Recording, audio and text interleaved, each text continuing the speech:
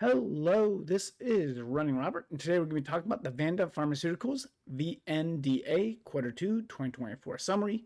Today is the 2nd of August 2024, and in this summary, we're going to be looking at the bullish and the bearish parts of the quarterly report that came out and the conference call. So I generally follow small cap pharma. I do some games. I do a little bit of everything. So if you like what I'm doing, hey, please like and subscribe. It helps out a lot, and thank you.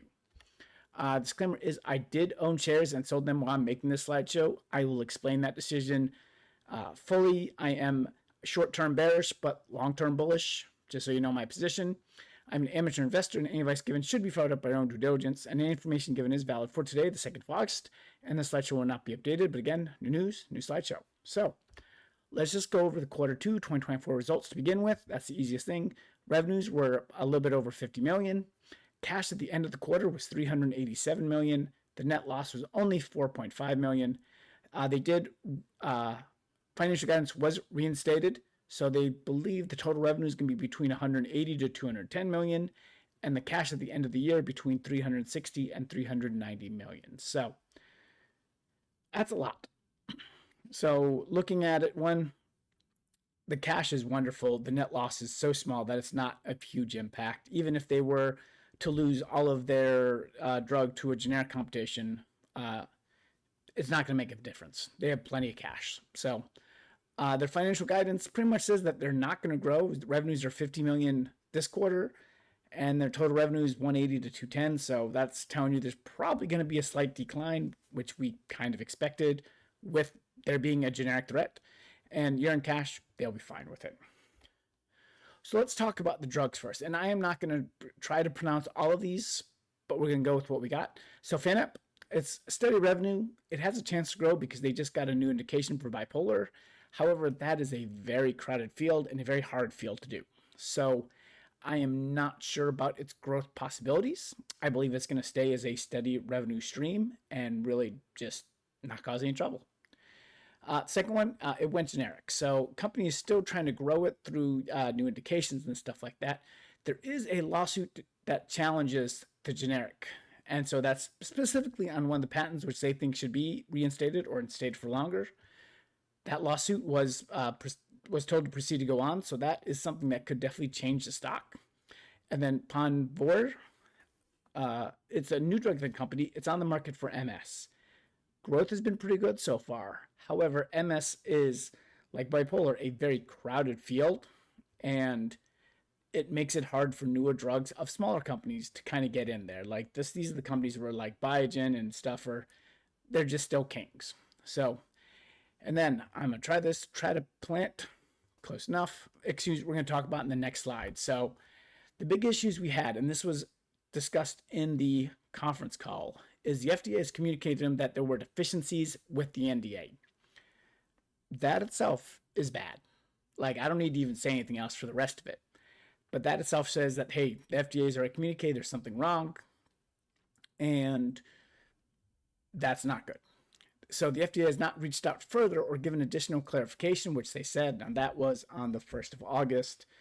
31st July, they might, of course, call next week, and that's not going to be captured. But we're getting within 6 weeks of the PDUFA, September. We're close, 6, 7.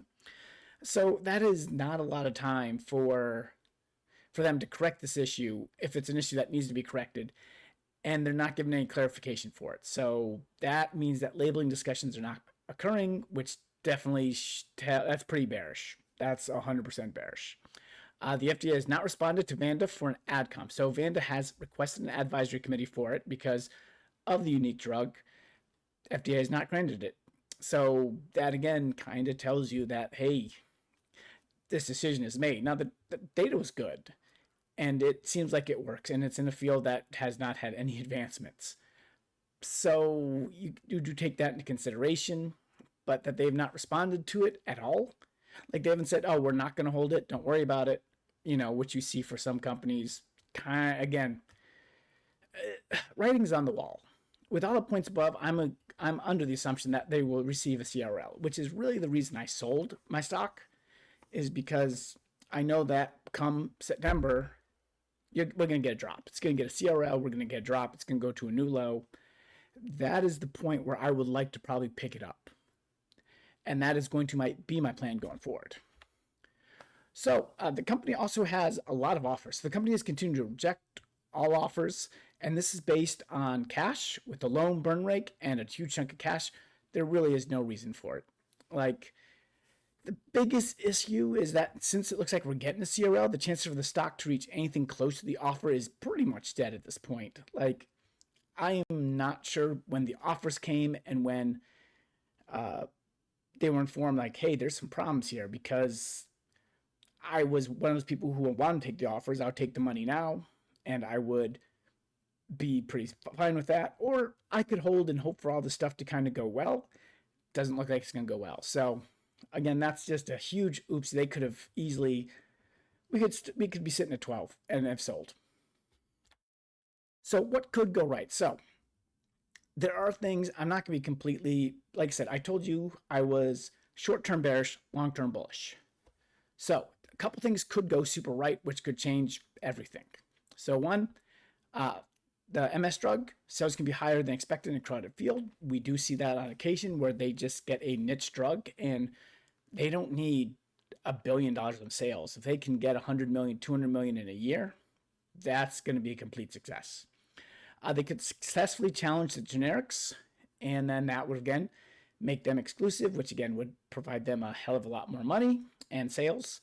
And then, of course, I could be wrong about the CRL. I could be. I'm not going to deny it, but if you look at the writing, it's... So, even with the cash supply, a CRL could cost a company up to a year and a half for resubmission. That's depending on how big the issue is. We know there's a 6-month on resubmission. Most of the time when they get the CRL, it's going to take 3 to 6 to 9 to even a year to get it, depending on what it is and what they have to change. Most likely, again, my plan would be to wait to the CRL and then rebuy more than I sold at a lower cost, and then pretty much have a pretty safe hold for a very long time.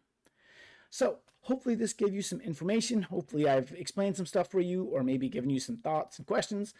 If you have any, leave them in the comments below. Thank you very much for watching and listening, and I hope you have a wonderful day.